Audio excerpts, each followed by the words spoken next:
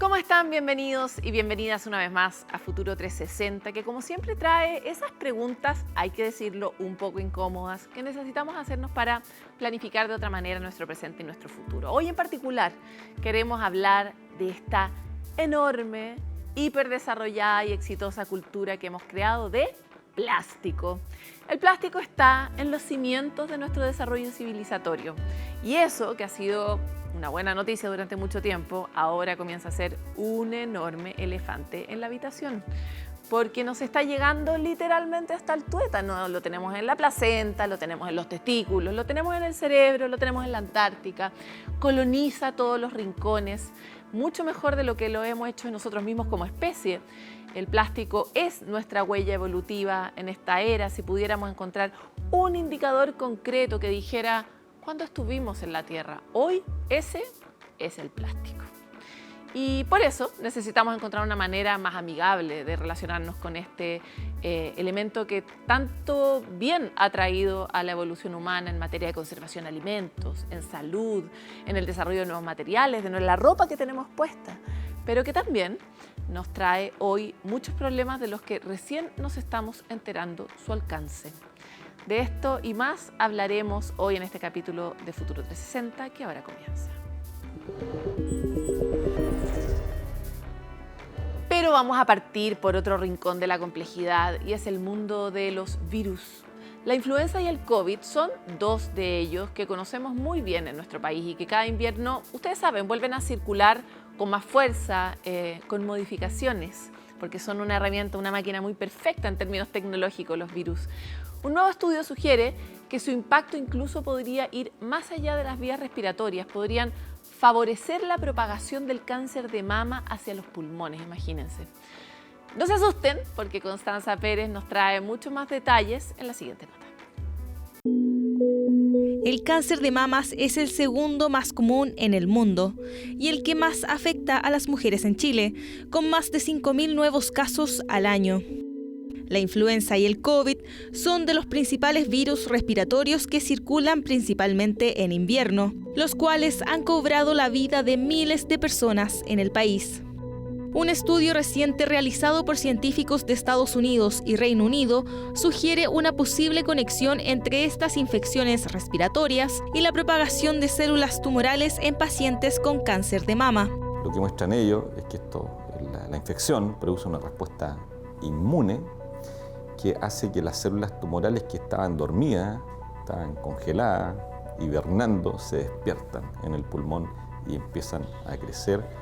Y eso tiene que ver con el virus, con la infección por el virus y con la respuesta inmune. La investigación, aún en etapa preclínica, mostró cómo el SARS-CoV-2 y la influenza tipo A podrían favorecer la metástasis pulmonar en ratones, los que experimentaron una expansión de células cancerígenas de más de 100 veces en lesiones metastásicas en tan solo 2 semanas. En una segunda fase, los investigadores analizaron el historial médico de más de 10.000 pacientes con cáncer durante la pandemia. La evidencia mostró que mujeres con cáncer de mama que dieron positivo a SARS-CoV-2 presentaban un mayor riesgo de desarrollar metástasis pulmonar. El mecanismo por el cual se podría explicar un fenómeno como este es un mecanismo que ya conocemos como un mecanismo patogénico en cáncer, como un mecanismo que genera efectivamente cáncer y que genera efectivamente metástasis, que es la inflamación. La inflamación es una respuesta natural de nuestro cuerpo, de nuestro sistema inmune, frente a una lesión, a un patógeno externo, a una toxina que nos está generando un daño. La inflamación provocada por infecciones respiratorias estimula el crecimiento de vasos sanguíneos en los tejidos, rutas que los tumores utilizan para recibir nutrientes y diseminarse por el cuerpo. Durante ese proceso inflamatorio se libera la interleuquina 6, una molécula proinflamatoria que podría reactivar células tumorales que estaban inactivas en el pulmón, propiciando la metástasis. Las interleuquinas son sustancias que básicamente comunican células entre sí, ya principalmente células que tienen algún punto que ver con el sistema inmune, ¿ya? Entonces hay interleuquinas de distintos tipos. Hay interleuquinas que se llaman proinflamatorias, ¿ya? Y hay otras que son antiinflamatorias, Entonces justamente la interleuquina 6 es una de ellas, ¿ya? Una de las que está de la que está mediando algunas vías que tienen que ver con inflamación. Se les observó en estos pacientes un proceso que se llamó la cascada proinflamatoria, de citoquinas proinflamatorias. No solo hacía que las células tumorales despertaran, sino que también se eliminara, se inactivara el sistema para eliminar esas células tumorales dañadas. Con defensas debilitadas y las células cancerosas reactivadas, el escenario queda libre para que éstas avancen por el sistema circulatorio, abriendo paso a la metástasis. La relación entre virus e infecciones con el cáncer no es nueva. Ya existen vínculos reconocidos como el del virus del papiloma humano con el cáncer cérvico-uterino o el de hepatitis B y C con el cáncer hepático. En Chile es importante el cáncer gástrico, el Helicobacter pylori, algunas bacterias que infectan la vesícula biliar, por ejemplo, y se asocian a cáncer de vesícula, que son tumores, por ejemplo, frecuentes en Chile, y otros cánceres que son muy frecuentes en el mundo, que se asocian también a infecciones como el cáncer de cuello uterino o la hepatitis, ¿cierto? Que se asocia a cáncer del hígado. Entonces, ya sabemos que hay una relación entre infecciones y cáncer, esto lo sustenta, muestra un mecanismo, creo que es novedoso, importante, que seguir estudiando qué pasa en humanos. Con resultados en ratones y observaciones en humanos que dan primeras luces de una relación entre virus respiratorio y la promoción de metástasis, los expertos son cautos respecto a estos análisis. No es que me voy a resfriar y me va a dar un cáncer, no tenemos datos para decir eso, ¿ya?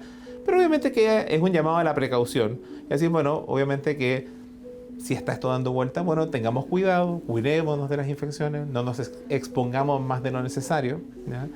Y obviamente, un poco siguiendo la línea de lo que hacemos nosotros, continuamos investigando en esta línea, ¿ya? Para ver si efectivamente lo que se vio en este modelo de ratones pudiera eventualmente verse también en seres humanos.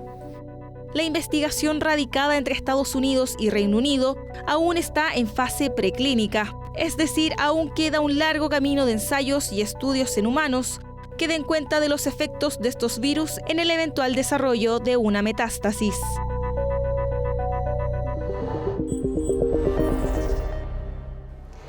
Son invisibles, son rapidísimos y vienen de los eventos más violentos del universo. Son los rayos cósmicos. Están presentes todo el tiempo a nuestro alrededor, pero fuera de la Tierra se convierten realmente en un desafío crítico para la exploración espacial.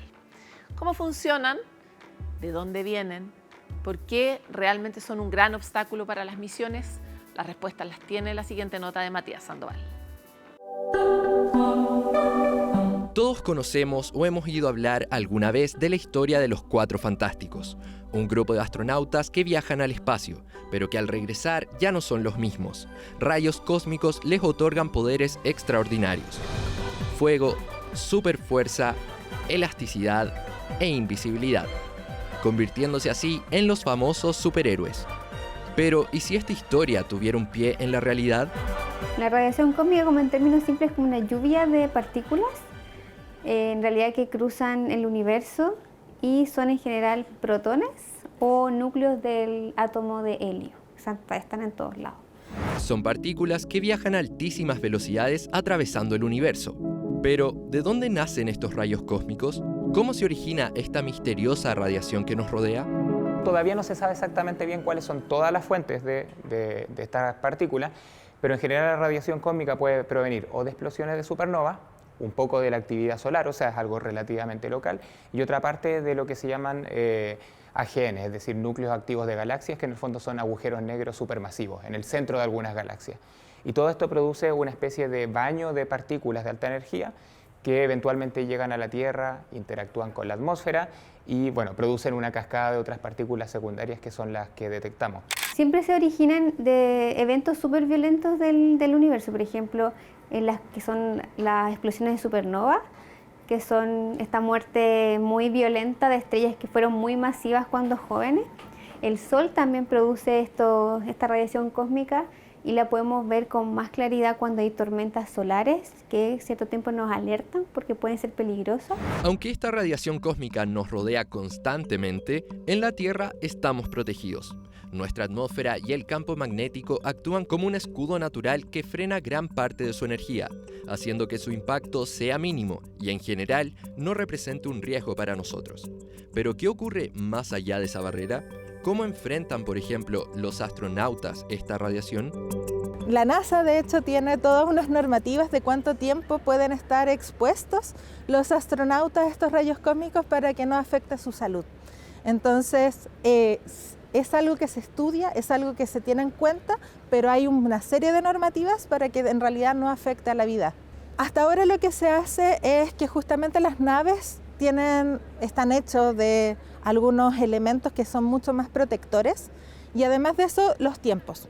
El tiempo que un astronauta puede prestar servicio también tiene que ver justamente con eso, con la radiación cósmica que puede ir soportando a lo largo de su carrera. Y es que, aunque en la Tierra es poco probable que nuestro organismo acumule una alta concentración de estas partículas cósmicas, cuando eso ocurre, la realidad dista mucho de Hollywood. No adquirimos superpoderes como los Cuatro Fantásticos. Por el contrario, las consecuencias para la salud podrían ser graves. Lo que se ha detectado es que podría producir cáncer o algunas anomalías en las células. Eso es lo que por ahora los estudios se han encontrado. Pero hay una serie de normativas, de regulaciones para que eso no suceda. Así como los rayos cósmicos viajan a gran velocidad, la carrera espacial también avanza aceleradamente entre las potencias del mundo. Sin embargo, la radiación cósmica podría convertirse en uno de los principales desafíos a enfrentar en futuras misiones más allá de la Tierra. Lo que las grandes potencias se están enfocando ahora es en llegar a la Luna, por ejemplo. Y en la Luna ya vamos a estar totalmente alejadas de la Tierra, donde no hay campo magnético, donde no hay atmósfera, y queremos llevar gente que esté ahí por largos periodos de tiempo. Entonces ahí sí es una preocupación el efecto acumulado de la radiación, y parte de eso tiene que ver con cómo se van a construir los lugares en donde estas personas van a vivir mientras estén ahí haciendo las actividades que vayan a hacer, que pueden ser meses. Estos refugios tienen que, además de proveer, digamos, oxígeno, un lugar para poder estar fuera de los trajes espaciales, tienen que proveer también protección contra las radiaciones. Y lo mismo en Marte, si de aquí a 10, 20 años más llegamos a Marte, esto es el mismo problema. Marte no tiene campo magnético, tiene una atmósfera delgada, por lo tanto no va a ofrecer la misma protección que ofrece la Tierra y en el fondo va a existir la misma necesidad. Son los rayos cósmicos los mismos que otorgaron superpoderes a los Cuatro Fantásticos, hoy en la taquilla de los cines, los que en la realidad, en medio de la acelerada carrera espacial, son un pequeño freno para pensar en cuáles son los costos de conquistar el universo.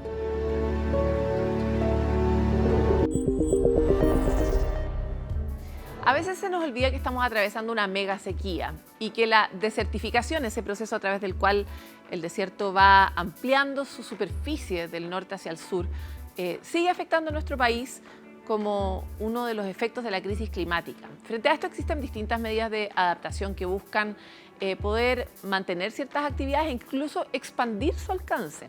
Uno de ellos es la siembra de arroz. ¿Sabían ustedes que en Chile se siembra arroz? En nuestro país se hace en la zona centro y sur, pero INEA logró plantar arroz en el extremo norte de Chile. ¿Cómo lo hizo? Lo revisamos en la siguiente cápsula. Lo que estamos observando es un ensayo del programa de fitomejoramiento de arroz de INEA, liderado por la doctora Carla Cordero, en donde hay 5 variedades testigos y 20 líneas avanzadas con 2 manejos distintos, pensando en la utilización de bioinsumos, de soluciones basadas en naturaleza que ayuden y promueven el crecimiento del cultivo. Este lugar es un suelo virgen, Iñaururi, el terreno de Iñaururi es un suelo virgen que no ha sido cultivado en muchas décadas, por lo tanto, claro, aquí había que hacer movimiento de suelo inicialmente con maquinaria especializada para romper una costra salina que estaba alrededor de los 30-40 centímetros. Luego de eso había que incorporar yeso agrícola por el tema de la sodicidad de nuestro terreno y además, bueno, incorporar materia orgánica, guano que viene de altiplano de nuestros camélidos, y por lo tanto ya la preparación de suelo fue un gran desafío. Múltiples objetivos. Por un lado, el desarrollo de toda una metodología de habilitación de suelos que sabemos que son complejos acá en el desierto, fundamentalmente en términos de sales, de su basicidad, de su alta relación de de distintos nutrientes que complican el normal desarrollo de las plantas, y entonces el desafío técnico es tremendo de poder observar hoy día creciendo arroz bajo estas condiciones. Desde el punto de vista genético, el objetivo es que podamos utilizar esta plataforma para acelerar los procesos de desarrollo de variedades. La variedad Jaspe, que está aquí a mi espalda, al inicio de las parcelas, es una variedad que nos tomó al programa de fitomejoramiento más de 12 años de trabajo. Y es una variedad, es la última variedad que Línea acaba de liberar, que consume menos agua por un lado, y por otro, que es muy precoz para la zona en la cual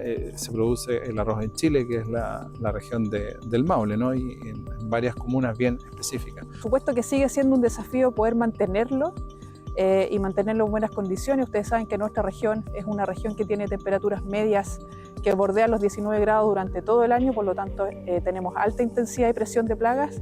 Y la idea es que este cultivo sea un cultivo de una baja huella ambiental, por lo tanto hay que comenzar a implementar el manejo integrado del cultivo en general y hacer las evaluaciones que tengamos que hacer futuras.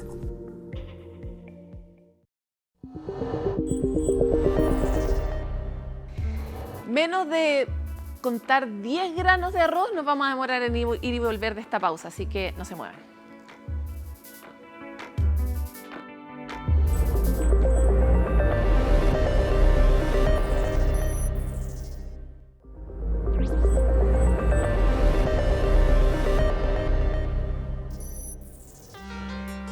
Como algunos de ustedes tal vez saben, acaban de terminar 2 semanas intensas de negociación en Ginebra entre el 15 y el 14 de agosto del Comité Intergubernamental de Negociación, que buscaba llegar a un acuerdo global jurídicamente vinculante, y esto es lo original, para los países que lo suscribieran en torno al gran, enorme y dificilísimo de controlar problema del plástico.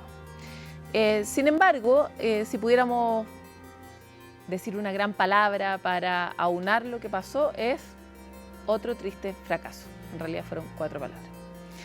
Y por lo tanto, la pregunta hoy día es, por un lado, ¿qué nos pasa que no estamos pudiendo llegar a ningún acuerdo en materia medioambiental? Y por otro lado, ¿dónde todavía hay esperanzas? Y para contestar estas cuestiones que son más bien filosóficas, estamos hoy con Alex Godoy, director del Centro de Sustentabilidad de la Universidad del Desarrollo, pero también miembro del Comité Científico en Cambio Climático. Así que muchas gracias por estar con nosotros. Tienes como 58 títulos más que no voy a enumerar, pero efectivamente ha sido una persona muy importante en esta conversación. Bienvenido. Gracias, Paloma. Lo primero es lo primero. ¿Lo catalogas tú también como un fracaso? Sí, o sea, es un fracaso porque no solamente involucra un acuerdo en específico, sino que está reflejando un poco lo que conversaba un poco antes, una cierta tendencia al no llegar a un acuerdo. Hay como un nivel de intransigencia entre partes que a pesar de que pensamos que podemos tener la razón, muchas veces también somos incapaces de poner un lugar en el otro. Entonces hay algo que está pasando hoy día a nivel internacional, como que no hemos polarizado en términos de discusión. Y este fracaso de llegar a un acuerdo vinculante para llegar a una COP de plástico, yo creo que es un ejemplo de ello. Pero ¿por qué nos pusimos tan arriba la expectativa? Porque los acuerdos que en muchas COP se persiguen no son necesariamente como vinculantes, ¿no? ¿Por qué esta vez quisimos poner el estándar más arriba en un tema tan difícil y que tiene tantos intereses cruzados como es el plástico? Yo creo que por una parte estamos los países como de alta ambición, en la cual yo creo que hay un cierto nivel de urgimiento en que no hemos avanzado a la velocidad que tenemos que ir avanzando. Entonces, claro, utilizamos la ciencia de atrás, que creo que el gran ganador fue la ciencia, en el cual es evidente que el acuerdo plástico tiene una connotación en impacto tanto en el medio ambiente como en las células personas, ¿ya? O sea, si te dijera la evidencia que hay, es abrumadora. O sea, hemos encontrado niveles de microplástico a nivel sanguíneo, a nivel en el cerebro ya de las personas, digamos. En la placenta, lo hemos reportado ampliamente aquí en Futuro 360. Muchas veces. Pero por otra parte, es pensar de que eso es suficiente para llegar a acuerdo. Y de repente uno mira por el otro lado, en el cual estamos diciendo a los países los cuales fundamentan su economía en torno a petróleo, los queremos obligar a reducir la producción. Es como que si a Chile le preguntaran, ¿sabes qué? El cobre hoy día tiene un peligro hacia el medio ambiente, Chile tiene que reducir la producción de cobre. Entonces, esas dos posturas radicales se empiezan a enfrentar y la convergencia, podemos converger técnicamente, porque en el fondo la ciencia es una sola. Y de hecho era muy fácil dialogar incluso con delegaciones como China, como Rusia, incluso con países petroleros. Pero después una negociación política, en el cual, por ejemplo, tú eres experta en comunicaciones, lo conversamos también con Maca, en el cual un verbo que es los países deberían, los países podrían, ese cambio verbal implica una negociación política detrás entre vamos a ser todos obligados o no. Entonces, dicho eso, esta convergencia es imposible dado que ninguno quiere transar. Ya, pero dado que hemos tenido ya varias COP con distintos temas que no logran lo que tienen que lograr, ¿no será que hay que cambiar la estrategia? Tal vez ir de pasitos más pequeños, buscar objetivos menores para después avanzar hacia otros más grandes, porque efectivamente la urgencia climática grita que uno actúe en grande, pero en grande no estamos avanzando nada. Entonces... De hecho, eso fue la gran discusión que teníamos con gente de Northeastern University, que son expertos en temas de Naciones Unidas, de negociación, de que estamos quizás solucionando los mismos problemas como se inició Naciones Unidas en 1940 y tanto, 48. Ya cambió el escenario. Y cambió el escenario. Entonces, por ejemplo, el plástico involucra no solamente un tema de salud o de medio ambiente, involucra un tema, como tú lo dijiste, de comercio. Hay países que producen plástico, otros países que son importadores de plástico, pero el plástico está en todo, está en temas que son, ponte tú, de salud. O sea, tú ya abres un paracetamol y no tenemos cómo reemplazar ese plástico con el cual tenemos los fármacos no durarían. Tenemos temas en un catéter, tenemos temas en la pesca, las mallas de pesca, los flotadores de pesca.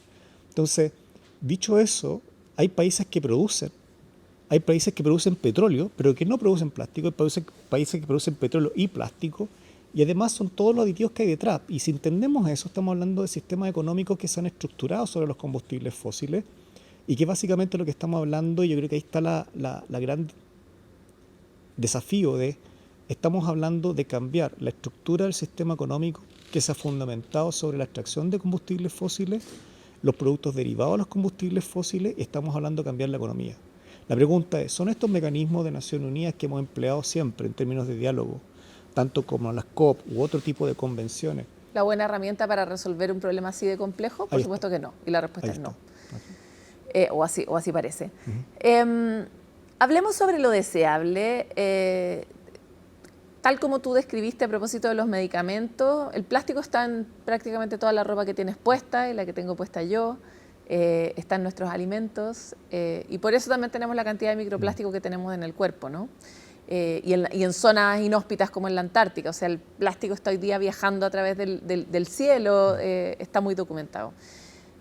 Por lo tanto, ¿cuál es el siguiente paso o hacia dónde ustedes mismos los científicos ven que uno puede realmente avanzar con criterio de realidad? Porque la ciencia puede seguir documentando dónde más tenemos plástico, pero en la medida en que no corrijamos alguna de estas cosas, o sea, que lo excluyamos, por ejemplo, de los alimentos, con el impacto que eso tiene en las cadenas de producción y en la pérdida de alimentos. En el fondo, ¿dónde ustedes ven que hay algún botón que sí se puede apretar y que sí podría modificar al menos levemente los resultados? Hoy día lo que nosotros pensamos es que los países que son los países principalmente importadores de plástico y no productores, la única forma de avanzar es con regulación interna. De hecho, un poco lo que sale a la conclusión es como eso. Los países, ponte tú, vamos a tener que regular nosotros qué puede ingresar o no. En un fondo la estrategia es como lo siguiente. Si yo no puedo cambiar la producción, una de las formas de poder hacer cambiar la producción es permitiendo qué es lo que entra y lo que no entra. Por ejemplo, lo hemos visto en la ley de reciclaje.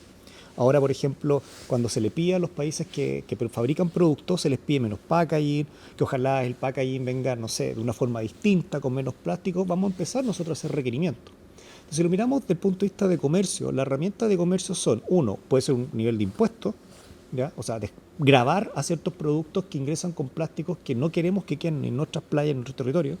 Dos, empezar a poner una cierta regulación que haga la exigencia de la retornabilidad de ciertos tipos de productos que se pueden cambiar. O sea, sí es fácil, Palomar.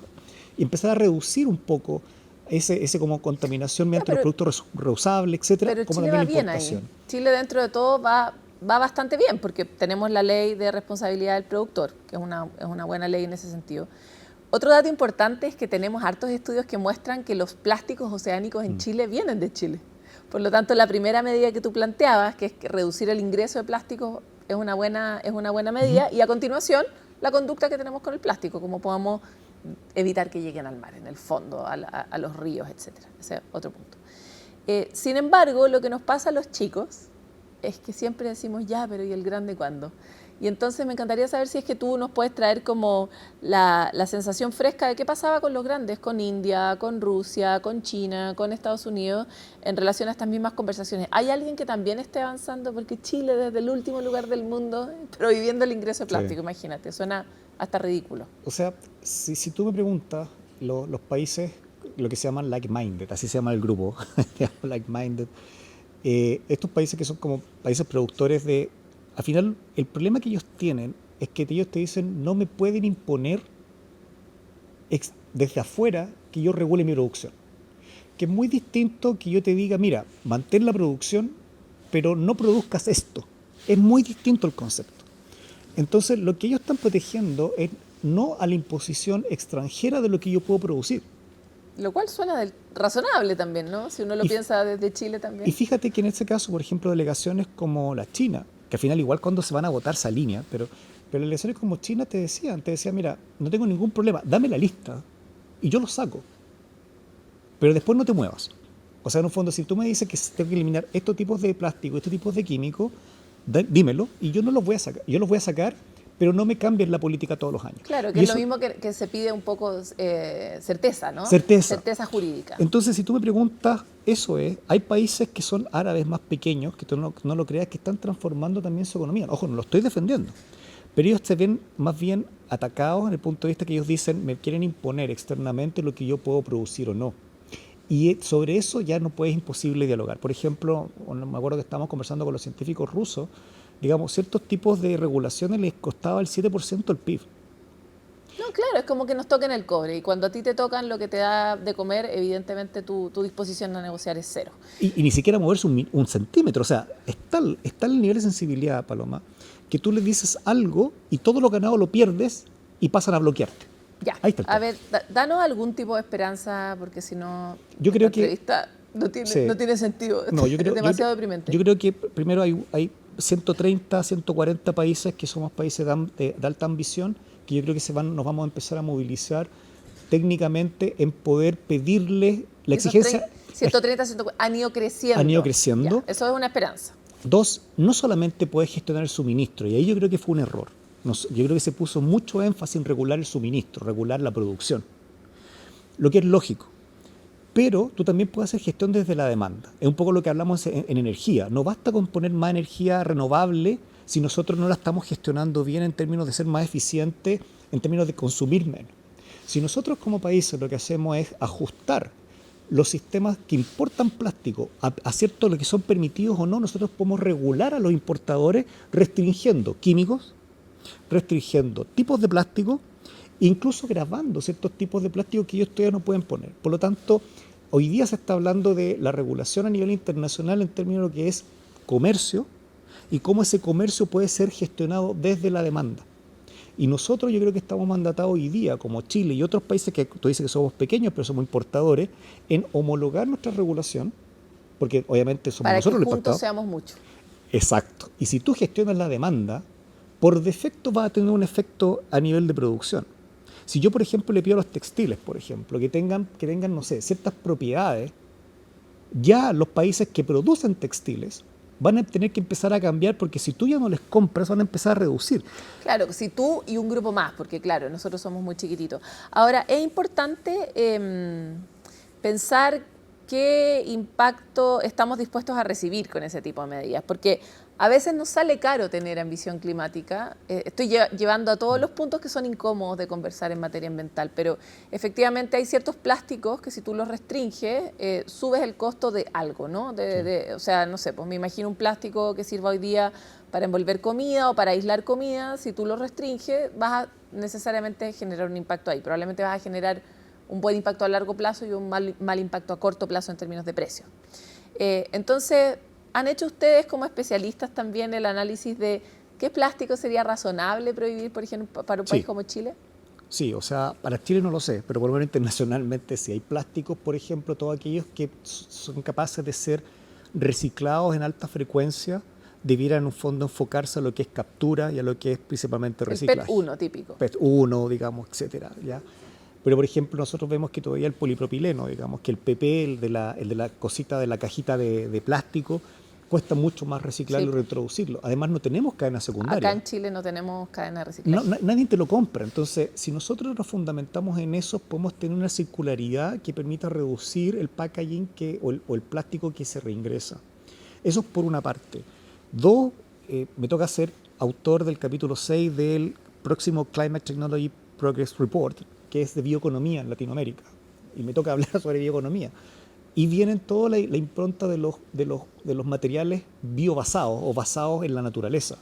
Yo que por lo tanto se retornan y no contaminan. Exacto. Entonces, ¿dónde tenemos que invertir? Lo más probable es que vayamos hacia allá. Ahora, no se van a poder reemplazar todos, el plástico tiene para mucho tiempo todavía, pero por lo menos sacar a todos aquellos que hoy día no son reciclables. Dos, por ejemplo, ¿qué hacemos con las islas? ¿Ya? Con la recuperación energética. Esto es un tema sumamente sensible. La recuperación energética, lo que es incineración, pirólisis, etcétera, de los neumáticos también son parte de las gomas, fue una discusión tremenda en términos de no permitirse, pero entonces ¿cómo lo hacemos en ciertos lugares con los cuales no hay lugares de tratamiento? Claro, no permitirse porque molestan a otra COP, que es la del clima. Exacto. Calientan el entorno. Entonces, la pregunta es, tenemos que tocar temas que son sensibles, temas que no nos van a gustar y vamos a tener que hacer concesiones. Y ahí está el problema, Paloma, que yo creo que aquí no hubo un ánimo de hacer concesiones, de que en ciertos lugares tenemos que ceder y en ciertos lugares que no. Hoy día nosotros podemos ceder y podemos ceder, por ejemplo, en acortar las cadenas de suministro, tener cierto uso de material interno, crear estas logísticas internas, poner gravámenes a los productos importados, lo podemos hacer. Quisiera llevarte a otro rincón que es ¿por qué la agenda de salud no ha sido tan relevante en la conversación sobre plástico? Porque todos los días leemos un reportaje nuevo sobre un nuevo lugar de nuestro cuerpo, de nuestra naturaleza, donde se encuentran microplásticos. Mira, esa pregunta también se le hice no puedo decir a quiénes, pero están allá en Naciones Unidas, por una razón que es simple. Por lo menos en este acuerdo, el mandato fue contra la contaminación de plástico. No fue un mandato de salud. Claro, pero es contaminación de nuestro cuerpo. Por supuesto, pero el mandato fue la contaminación por plástico, que tiene del obviamente impacto, medio ambiente, que tiene impacto en salud, pero nadie quería transformar este acuerdo en un acuerdo de salud, porque en el fondo ya se lo sacas de Naciones Unidas Medio Ambiente y lo llevas a temas de normativas de Qué terrible, o sea, la estructura para variar burocrática finalmente termina limitando nuestras capacidades de negociación sistémica. Así es. Entonces, dado lo que tú estás diciendo, es cómo la contaminación con plástico toma criterios de salud, y ahí está el tema. ¿Cómo la salud se incorpora? ¿Se toma como un criterio o como un sistema de prohibición? Porque si yo lo tomo como un criterio, el criterio del impacto en la salud es simple. Los organismos científicos, los que nosotros llamamos cuerpos subsidiarios, órganos subsidiarios de ciencia y tecnología, me van a poder dar la evidencia, la lista de plástico, la lista de químicos o aditivos asociados al plástico que tienen que reducirse para yo ir a la COP y decir, ya, a partir del próximo año tenemos, no sé, 3 o 4 años para sacar este tipo de plástico. ¿Te acuerdas? Estos pulpitos de gomas que se vendían en May, que al final tenían, estos elementos carcinógenos como fenoles, etcétera. Exactamente lo mismo. Entonces, dicho eso, aquí la salud entra, a mi juicio, más bien como un ente que permite ir haciendo la actualización consecutiva de qué los elementos que tenemos que ir regulando o no, porque la evidencia va a seguir avanzando. Hoy día, por ejemplo, tenemos una gran evidencia de cierto tipo de plástico, pero hay otras que no tenemos. ¿Ya? Van a haber nuevos aditivos que no sabemos si van a tener. Entonces, la salud entra más bien, a mi juicio, con la provisión de información relevante para poder decir cuáles son los que se tienen que prohibir o no de acuerdo a la evidencia existente. Pero si la focalizas en salud, la transforma al final en una norma de salud y no una protección del medio ambiente y del plástico. Además que nosotros tenemos océanos, tenemos también flora y fauna que tenemos que proteger y que va más allá de un tema salud. A pesar de que la salud es una sola, ¿no? De los ecosistemas, de las personas, de los animales, de todo. Y esto fue un gran tema. No fue aceptado internacionalmente el tema de One Health, o lo que tú llamas una salud única. Porque ese concepto sale de salud, no está acuñado acá. Claro, y nos obliga a cambiar un poco la lógica. Oye, para cerrar, dame una esperanza, una. Mira, yo creo que esto va a volver, quizás va a volver, primero no hay punto atrás. O sea, lo que se gana aquí es, hay un ¿Qué elefante, ganamos? el elefante blanco ya no está en la está sobre la mesa y todos lo estamos viendo y sabemos de que esto fracasó, pero el elefante ya está, el cadáver del elefante está encima de la mesa. Por lo tanto, ahora simplemente es buscar cómo vamos a avanzar hacia un acuerdo de plástico, ¿ya?, que permita ahora aprender de lo que se hizo, pero converger, armar lo que decíamos, armemos un esqueleto que permita que se pare, pero que después, digamos, podamos ponerle carnecita a ese esqueleto de irlo haciendo cada vez más complejo. Hoy día el elefante ya no está en la sala Paloma, el elefante está sobre la mesa, y la pregunta que nos estamos haciendo todos es, ¿qué hacemos aquí con este cadáver? Que tenemos que hacer algo. Y eso es una ganancia. La segunda ganancia, y para cerrar, es que hoy día la ciencia ganó. La evidencia científica primó y todos estuvieron de acuerdo, incluso los países petroleros, de que este era un tratado de la protección del medio ambiente y que también tenía que ver con la salud de las personas. Nadie lo negó. Por tanto, la ciencia pasa a ser un activo en los próximos tratados y esperamos que siga teniendo esa relevancia porque finalmente son los que entregan la información y los criterios relevantes para llegar a acuerdos. Muchas gracias por estar aquí. Da como pena lo poco, pero igual vamos para adelante todavía. Se puede. Muchas gracias. Gracias a ti. Es difícil hablar en estos tiempos sobre estos temas y sobre todo estar siempre trayendo de alguna manera una mala noticia, pero ¿cómo vamos ajustando la velocidad en el desarrollo de nuestra propia especie? ¿Cómo hacemos eso tan complicado que es caminar y mascar chicle al mismo tiempo? En términos climáticos, dejar de emitir tantos gases a la atmósfera, en términos ambientales, dejar de tener tantos impactos en el ecosistema, en términos de la salud humana. ¿Cuándo volveremos a mirar todo de una manera sistémica? ¿Cuándo lo lograremos? Pues es algo que la humanidad se viene planteando como un desafío hace mucho rato, pero le cuesta implementar, porque nuestros sistemas, nuestras instituciones están pensadas disociadamente. Y por lo tanto cuesta, como vemos, llegar a lugares de encuentro. Nosotros seguiremos con este tema porque lo más importante es que no lo dejemos abandonado y que seamos conscientes de los distintos impactos que van teniendo, a ver si al menos en nuestra conducta cotidiana podríamos tener un buen impacto individual, pequeño, pero por multitudes. Vamos a una pausa y volvemos con más de Futuro 360.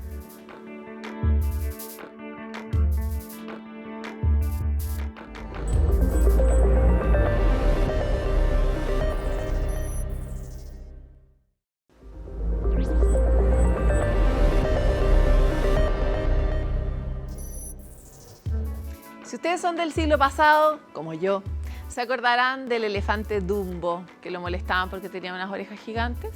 Pues hay otro animal que también tiene unas orejas gigantes, pero vive entre 400 a 7.000 metros bajo el mar y su nombre es Grimpoteuthis, pero se le ubica de manera más pop como Pulpo Dumbo, porque miren por favor qué belleza, esas que en realidad son aletas, no son orejas, están arriba de su cabeza y se parecen obviamente a las orejas del elefante de Disney. Estas las usa como efectivamente para moverse, son aletas que los ayudan para impulsarse bajo el agua y muchas veces suelen ser de distinto color al resto de su cuerpo, rojas, blancas, incluso rosadas, lo que las hace resaltar mucho más y le dan este aspecto tierno que ha conquistado los corazones de todos nosotros. Pero estos fantásticos seres no son solo sorprendentes en su apariencia, son una de las especies de cefalópodos más raros que existen sobre la Tierra o bajo el agua. Tienen un cuerpo gelatinoso y suave que les permite sobrevivir a la presión de las aguas profundas, que es una alta presión, y además sus tentáculos están unidos por un fino ligamento que los hace ver como si fueran algo así como un paraguas. Tienen pequeños hilos ubicados en sus ventosas que les permiten sentir las vibraciones del ambiente y así detectar presas como gusanos marinos, moluscos o crustáceos, o darse cuenta si de hecho viene un depredador. Los ejemplares más grandes en promedio miden hasta 20 centímetros de largo, igual son grandes, se ven tiernitis y chiquititis, pero no, pueden ser grandes. Y de manera inédita se encontró un ejemplar que medía 1,80 m de largo y pesaba 13 kilos. Para verlo hay que descender hasta hasta las profundidades, las llanuras abisales del océano, vastas planicies del fondo marino que se extienden en profundidades que van desde los 400, como decía al inicio, hasta los 7.000 metros. A pesar de que están en esas profundidades abisales, se les ha visto en baja mar a plena luz del día, apareciendo en las costas de países como Australia, Nueva Zelanda, Filipinas, Argentina o el estado de California en Estados Unidos, seguramente buscando a su primo Dumbo.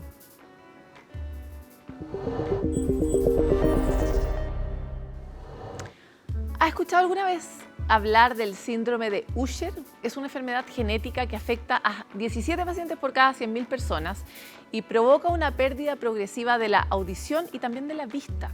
Una condición compleja que gracias a la terapia génica puede ser tratada, haciendo que, de hecho, un hombre italiano con 38 años pueda recuperar la vista.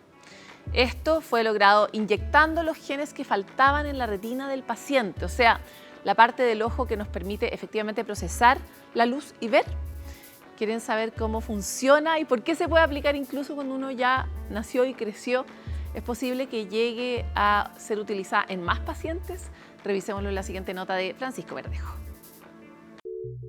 ¿Recuerdas cuando, años atrás, teníamos que revelar las fotos que sacábamos con nuestra cámara? Una pieza fundamental para poder inmortalizar nuestros recuerdos era el rollo fotográfico. Cuando entraba la luz a la cámara análoga, este era el encargado de capturarla en una imagen. Así como una cámara análoga, nuestra visión funciona igual. La retina, una de las partes de nuestro ojo, es la encargada de recibir la luz y transformarla en señales eléctricas que procesa nuestro cerebro y nos permite ver. Aunque personas con enfermedades genéticas como el síndrome de Usher pierden progresivamente la visión. Esto es justamente por problemas en los genes de la retina, nuestro film fotográfico. El síndrome de Usher es una condición poco prevalente que se caracteriza por una distrofia retinal que causa una baja agudeza visual, junto con problemas auditivos. Son pacientes que tienen una doble déficit sensorial. El síndrome de Usher afecta entre 4 a 17 personas por cada 100.000 habitantes. Una de ellas es un hombre italiano de 38 años con una visión bastante reducida. Esta condición genética hacía que presentara una distrofia retinal, la que progresivamente no le permitía ver. Las distrofias retinales son un grupo de condiciones de causa genética que producen un deterioro muchas veces progresivo de la retina. Tenemos cerca de 200 hasta 300 genes que se han planteado como causales de distrofias retinales. Pero hoy la vida de este paciente es distinta. Ahora puede ver su televisor y notar los subtítulos, distinguir formas en la oscuridad e incluso salir solo de su casa por las noches. Esto se debe a que hace un año recibió una innovadora terapia génica que progresivamente le devolvió la visión. El tratamiento desarrollado se basa en una terapia génica, que consiste en que el paciente recibe la inyección de un virus modificado que lleva la información de un gen específico que está afectado, por ejemplo por una mutación, lo que impide el correcto funcionamiento de una proteína. Los resultados y técnicas fueron publicadas recientemente por investigadores del Instituto de Genética y Medicina de Pozzuoli, al sur de Italia. La herramienta principal fue la edición genética. Tomaron un adenovirus, un tipo de virus común que, por ejemplo, causa el resfriado, y cambiaron su ADN. En este caso, fueron inyectados en la retina del paciente. Los virus son partículas, ¿cierto?, que de hecho sobreviven gracias a que pueden inyectar material genético dentro de una célula para replicarse. Los virus asociados, como el nombre lo dice, son virus, ¿ya? Pero que en este caso tienen la ventaja de que son incapaces de activar el sistema inmune. Porque si el sistema inmune no las reconoce, nos activan los procesos, ¿no es cierto?, por ejemplo, de inflamación, y que harían más difícil, ¿no es cierto?, que se pueda incorporar este material genético dentro de la célula. Sin embargo, el gen que necesitaban inyectar en la célula era lo que se conoce como un gen grande, con un gran tamaño que no le permite ser almacenado en un adenovirus. ¿Qué es un gen grande? Más que nada son genes que por su envergadura, la secuencia, la oración es muy grande, ¿ya? Entonces, ¿qué es lo más novedoso del punto de vista de esta terapia propuesta en el grupo italiano? Es que ellos lograron involucrar estos genes un poco más grandes como candidatos para terapia génica. Entonces, para superar esta limitación técnica, los investigadores desarrollaron una tecnología de doble vector, Dual AAV. en la que se inyectan 2 virus modificados, cada uno portando la mitad del gen. Y luego es en la célula del paciente que esto se reensambla el gen completo, permitiendo la producción de la versión completa y funcional de la proteína.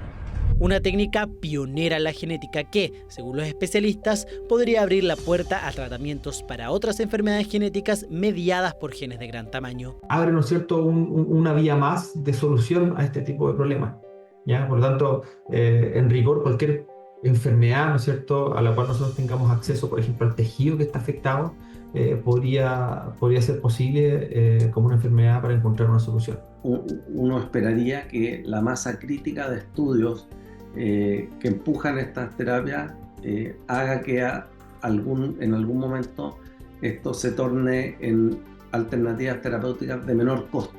Aunque también hay que ser cautos. En este caso fue en un tejido muy específico. Sin embargo, la medicina aún no logra responder cómo tener el mismo tipo de eficacia en tejidos de mayor envergadura. Tenemos justamente el desafío de a cuántas células es necesario llegar para que el paciente note el cambio en sus manifestaciones. Esa es una pregunta, es decir, ¿qué porcentaje del total de células que están afectadas por esto tienen que estar editadas correctamente? Por ejemplo, ¿cuántas dosis tenemos que administrar de los virus? Si es que es un problema más generalizado, me imagino que tendremos que utilizar una mayor título de virus y eso potencialmente podría activar el sistema inmune. Este tratamiento fue aplicado a 7 pacientes en Italia entre 2024 y 2025, por lo que se espera que durante los próximos meses se publiquen los resultados del resto de personas que recibieron este tratamiento, lo que abre una luz de esperanza para enfermedades genéticas de distinto tipo.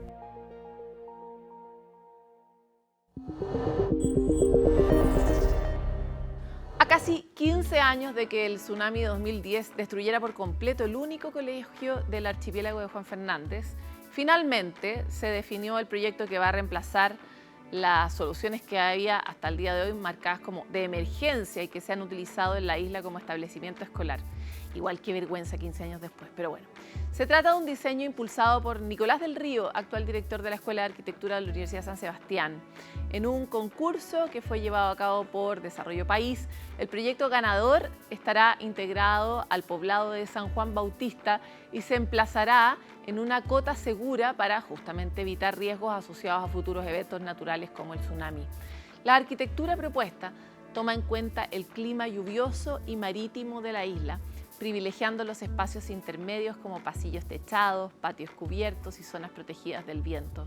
Además, se va a incorporar vegetación endémica y se evitarán formas rígidas o estandarizadas. Es una construcción prefabricada. Los materiales serán transportados desde el continente en barco. Se espera que las obras comiencen en 2026 y su entrega se proyecta para fines de ese año. Mira, que llegue tarde, pero que llegue bien.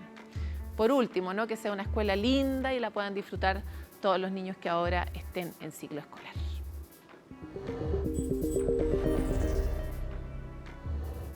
Y les dejamos también una buena noticia, pues el documental La Otra Corriente está siendo exhibido en forma gratuita. Sabemos que la crisis climática y sus efectos en el día a día han puesto en relieve la urgencia de impulsar una transición energética, pero no cualquiera, sino una que sea justa, que sea ecológica, que deje de producir impactos. En este contexto, la ONG Energía Colectiva hizo un documental que se llama La Otra Corriente y muestra la realidad de comunidades energéticas, destacando el rol activo que puede cumplir de hecho la ciudadanía en la transformación de nuestro sistema de generación de energía. Este proyecto reúne testimonios de vecinos, de cooperativas y municipios organizadas territorialmente que logran generar y gestionar su propia energía. Imagínense cómo le cambia la vida a las personas. Además, tiene entrevistas con expertos y expertas en transición energética. Este documental se basa en el estudio Let Communities Lead, o Dejen a las comunidades liderar, presentado en la COP de Glasgow en 2021, el que recopila experiencias de comunidades alrededor del mundo y muestra cómo esa organización es realmente una alternativa viable, sostenible, resiliente para la acción climática. La Otra Corriente estrenó a finales de julio y ahora está siendo exhibida en forma gratuita en la Cineteca de la Universidad Católica de Valparaíso, Matucana 100, el Teatro Novedades, el Centro Cultural de Coyhaique.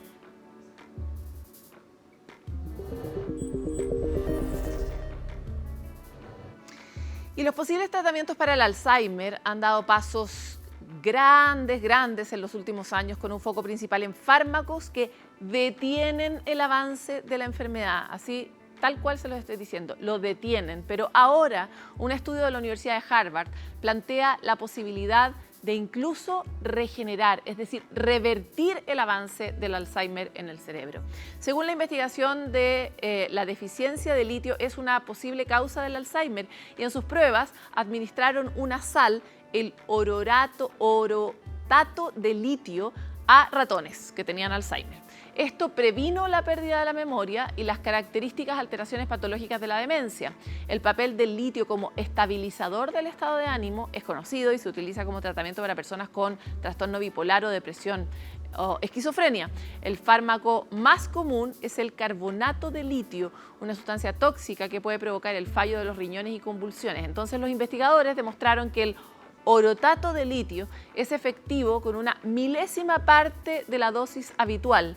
De todas maneras, los mismos investigadores hicieron énfasis en que las personas, por supuesto, no tienen que tomar suplementos por su cuenta, porque pueden ser extremadamente peligrosos. Urge iniciar ensayos clínicos en personas para poder investigar el efecto de esta sustancia en nosotros y ver si efectivamente podemos revertir el Alzheimer.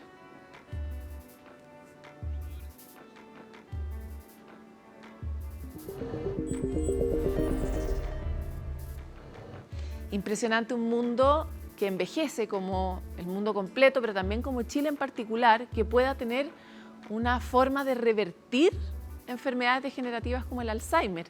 Ustedes saben que el Alzheimer es un tipo de demencia y a medida que nos ponemos mayores, tiene mayor prevalencia en la población.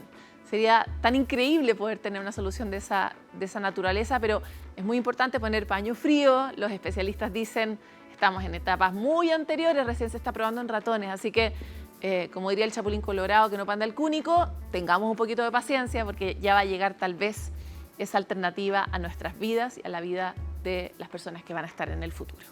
Nosotros queremos agradecerles por estar hoy en este capítulo de Futuro 360. Muchas de las noticias que transmitimos son difíciles de aceptar, son incómodas de saber, pero son importantes. ¿Qué decisiones vamos tomando todos los días nosotros a la escala de nuestra ciudadanía para poder mejorar un poco el escenario del mundo donde vivimos y también participar de todos sus avances tan asombrosos y tan apasionantes que nos ha tocado atestiguar? Muchas gracias por estar hoy y nos vemos muy pronto en otro capítulo de Futuro 360.